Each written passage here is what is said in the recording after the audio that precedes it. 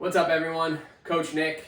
First, I want to say congrats to everybody that crushed the 2026 Open. 3 hard weeks, 3 tough workouts. I hope you guys are proud. I hope you guys hit some PRs. I wanted to just paint a picture, big picture stuff on where we're going from a gym programming standpoint. We've got about 9 to 10 weeks until Murph. That'll be our next big gym event. For those of you that know, Murph is always one of our favorite times of year, and it is a daunting workout, so we want to make sure that you guys are prepped and ready to roll.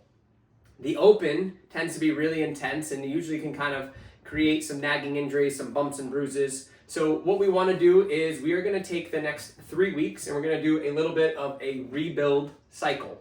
And we're going to do a few things here. First, we're going to keep our rotating days schedule. We have 6 days that we're going to be programming out, and we are going to rotate them on a 5-day schedule, so Monday through Friday. Our Saturday and Sunday stuff will stay pretty much the same. We'll have some partner workouts on Saturday, and we'll hit some Cal Sunday type workouts like we have been. But Monday through Friday, we'll be rotating through every 6 days, so you'll see things moving around throughout the week.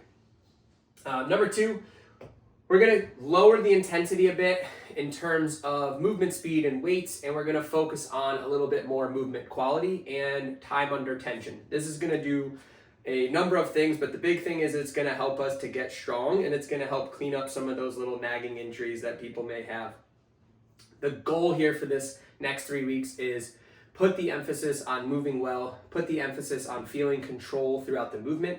This is going to be stuff that your body is going to really thank you for in the long run, and it'll allow us to add in more intensity and more volume as we get into the harder weeks of our Murph prep cycle coming up next. We're going to focus on a lot of unilateral, so single arm, single leg type work, just to help create some balance and to again get our bodies feeling really, really strong, really good. Tempo work, you're going to see things with prescribed paces on how fast we're moving throughout the lift, pauses and things like that. Again, we want to get strong in certain positions. That's going to help us build more strength down the road. We're going to do lots and lots of accessories. We're going to focus on some bodybuilding work. We are going to put 2 gymnastics movements in here, and we're going to really focus on a strict pull-up negative and a handstand push-up negative. Those are 2 movements that a lot of people have on our goal board to get your first pull-up or your first handstand push-up. And our tempo work throughout this cycle is going to help you guys a ton. Last, we're going to think of this as a little bit more of strength and conditioning almost separate. The Open and CrossFit in general is kind of all of that stuff mixed together.